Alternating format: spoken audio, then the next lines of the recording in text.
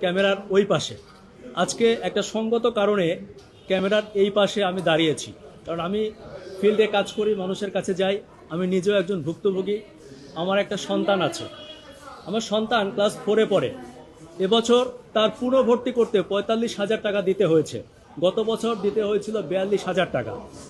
তো আমি একবার চিন্তা করে দেখলাম যে যাদের বাসায় 3টা বাচ্চা আছে সেই ফ্যামিলিগুলোর কি অবস্থা।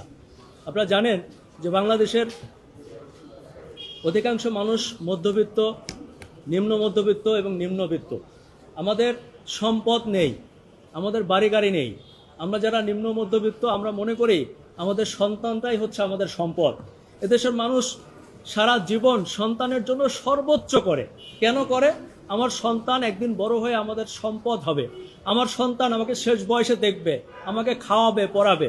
যেহেতু আমার জমি জমা টাকা পয়সা সম্পদ কিছু করতে পারে নাই, আমার সন্তানটা আমাকে শেষ বয়সে দেখবে, আমি আমার সর্বোচ্চ দিয়ে মানুষ করতে চাই। আর ঠিক এই টেন্ডেন্সির কারণে আমাদের মধ্যবিত্ত, নিম্ন মধ্যবিত্ত পরিবারগুলো একেবারে রাস্তার ফকির হয়ে যাচ্ছে তারা পড়াশোনাতে করাতে গিয়ে। আমাকে কেউ কেউ বলে যে ভাই, ভালো প্রতিষ্ঠানে শিক্ষা গ্রহণ করার দরকার কি? এটা আমাদের একটা মানসিক শান্তি বা মানসিক তৃপ্তি যে আমরা চাই আমাদের সন্তানরা ভালো জায়গায় পড়ুক। আপনারা দেখবেন যারা বেশি নিম্নবিত্ত, যারা বস্তি লেভেলে থাকে, পাইপের মধ্যে বসবাস করে, আমি দেখছি তাদের বাচ্চাটাকেও সুন্দর ফিটফাটভাবে একটা স্কুল ড্রেস পরানো হয়। মধ্যবিত্ত বাবাদেরকে আমরা দেখেছি যারা ভ্যান চালায়, রিক্সা চালায়, গাড়িতে সুপারভাইজার, হেল্পারি করে, বিভিন্ন শ্রেণী পেশায় যারা আছে, দেখবেন তাদের শার্টের অবস্থা কি, ছিঁড়ে গেছে, প্যান্ট ছিঁড়ে গেছে, কিন্তু তার বাচ্চাটাকে একটা ভালো পোশাক দিচ্ছে। এটা আমাদের দেশের একদম রাষ্ট্রীয়ভাবে এমনটা হয়ে আসছে, কারণ আমরা চাই আমাদের সন্তানরাই আমাদের ভবিষ্যৎ হোক।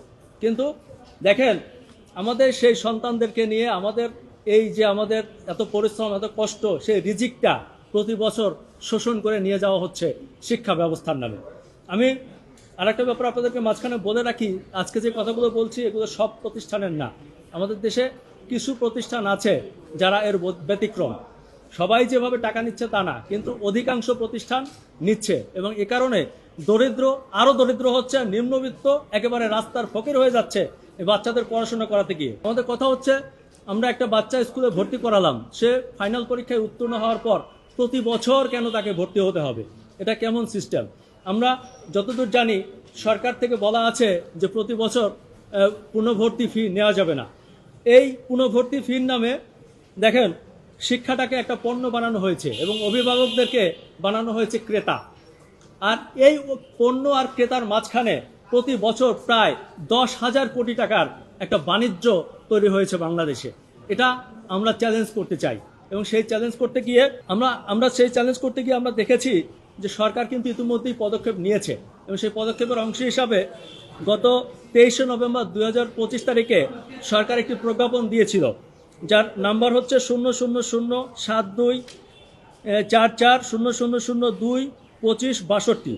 এর 15-5 ধারার উপধারায় বলা আছে, একই প্রতিষ্ঠানে বার্ষিক পরীক্ষায় উত্তীর্ণ হয়ে এক শ্রেণী থেকে পরবর্তী শ্রেণীতে ভর্তির ক্ষেত্রে প্রতি বছর সেশন চার্জ নেওয়া যাবে, তবে পুনর্ভর্তি ফি নেওয়া যাবে না। এটি একটি গুরুত্বপূর্ণ প্রজ্ঞাপন, যেটি স্বাক্ষর করেছিল রেহানা পারভীন, শিক্ষা মন্ত্রণালয়ের সচিব। একটা ব্যাপার চিন্তা করে দেখেন, একজন সচিবের স্বাক্ষর করা একটি প্রজ্ঞাপন বাংলাদেশে বাস্তবায়ন করা যায়নি। কেন যায়নি? এটার পেছনে কারা দায়ী, কারা এটি বাস্তবায়ন করতে দেয়নি, সেটা আমরা আমাদের রিটে উল্লেখ করেছি। দেখেন, এভাবে যে 10,000 কোটি টাকা প্রতি বছর বাণিজ্য হচ্ছে, এভাবে চলতে পারে না। আমরা তাই বাংলাদেশ আইন ও অধিকার 8 সংগঠনের পক্ষ থেকে আজকে মহামান্য হাইকোর্টে আমরা একটি রিট পিটিশন করেছি জনস্বার্থে, যেখানে স্পষ্ট আমরা 3টি নির্দেশনা চেয়েছি। যার প্রথমটি হচ্ছে, প্রতি বছর পুনর্ভর্তির নামে এই যে 1,000 কোটি টাকা আদায় করা হচ্ছে সেটি অবিলম্বে বন্ধ করতে হবে এবং এ ব্যাপারে একটি নির্দেশনা প্রদান করতে হবে। দ্বিতীয়ত হচ্ছে, যারা এবছর অলরেডি পুনর্ভর্তি হয়েছে, হাজার হাজার কোটি টাকা দিয়ে যেসব প্রতিষ্ঠানগুলো এই টাকা নিয়েছে, সেই টাকাগুলো ফেরত দিতে হবে, এ ব্যাপারে একটি নির্দেশনা প্রদান। এবং সর্বশেষ আমরা মহামান্য হাইকোর্টের কাছে যেটি চেয়েছি সেটি হচ্ছে, সচিব রেহানা পারভীন স্বাক্ষরিত যে প্রজ্ঞাপনটি হয়েছে সেটি বাস্তবায়ন করতে হবে এবং একটি আলাদা স্বাধীন মনিটরিং সেল গঠন করতে হবে এবং এটি প্রতি বছর মনিটর করতে হবে।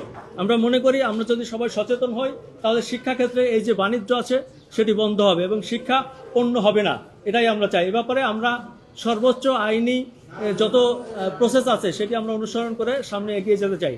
সম্মানিত সাংবাদিকবৃন্দ, আপনাদেরকে অসংখ্য ধন্যবাদ।